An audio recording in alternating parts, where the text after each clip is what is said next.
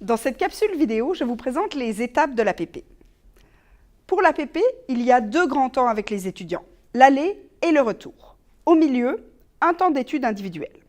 Si on résume les étapes de l'APP, je vous dirais que dans un premier temps, dans l'aller, les étudiants vont devoir lire le problème. Essentiellement dans la logique de clarifier les termes. Quels sont les termes nouveaux qui constituent ce problème? Que comprennent-ils en arrière des éléments? Une fois la lecture réalisée, les étudiants vont être amenés à définir le problème. C'est-à-dire que par une phrase, une affirmation, vous allez leur proposer de résumer d'une certaine manière la page que vous leur avez fournie en définissant le problème. C'est là que vont apparaître en fait les concepts clés qu'ils vont aller creuser par la suite. Troisième étape, analyser le problème. Aller un peu plus en profondeur pour aller déterminer les éléments clés à creuser. Quatrième étape, organiser les hypothèses. Hypothèses qui vont être majoritairement, disons, explicatives, mais pas uniquement. Comment vont-ils organiser ces hypothèses et les prioriser? Quelles sont les hypothèses qui leur semblent les plus pertinentes à aller creuser dans la littérature? Cinquième étape, formuler les objectifs d'apprentissage. Pour cette étape, je vous dirais que dans la méthode originelle, on s'attendait à ce que les étudiants formulent les objectifs d'apprentissage.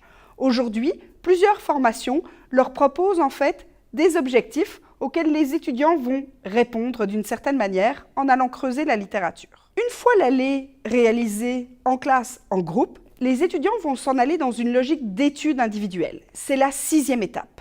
Au cours de cette étude, ils vont pouvoir aller creuser la bibliographie que vous leur avez fournie, ils vont pouvoir aller à la bibliothèque chercher de nouvelles références, consulter des experts, regarder des vidéos ou autres. Évidemment, cette étape, c'est un temps où l'étudiant se retrouve avec lui-même pour aller valider d'une certaine manière les hypothèses posées en équipe. Par contre, dans plusieurs formations, on constate que les étudiants choisissent de se rassembler par petits groupes de 2 ou de 3 pour aller réaliser en groupe, d'une certaine manière, cette étude individuelle. L'important, c'est que l'étudiant prenne bien la peine de consulter les ressources, de les lire et de les comprendre afin de pouvoir revenir au groupe avec un contenu à partager. Dans le deuxième temps collectif, celui qu'on appelle le retour, les étudiants vont avoir essentiellement 3 étapes. La 7e étape, donc, qui est la première du retour, synthétiser et vérifier les informations recueillies. Les étudiants vont discuter à partir de ce qu'ils ont lu, à partir des textes, à partir des vidéos, ce qu'ils en ont compris, valider d'une certaine manière entre eux les concepts. 8e étape, appliquer les données qu'ils ont collectées à la situation problème. Autrement dit, est-ce que les informations qu'ils ont recueillies leur permettent de valider les hypothèses qu'ils avaient posées? 9e et dernière étape, faire un bilan du travail de groupe.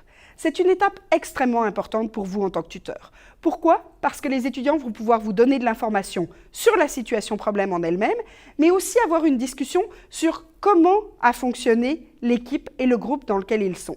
Est-ce qu'il y a eu beaucoup d'échanges? Est-ce que les échanges ont été constructifs? En fait, ils vont vous donner de l'information, non seulement sur les étudiants en tant qu'individus constituant le groupe, mais aussi sur votre style d'animation en tant que tuteur. C'est l'occasion donc de collecter de l'information pour faire mieux la prochaine fois.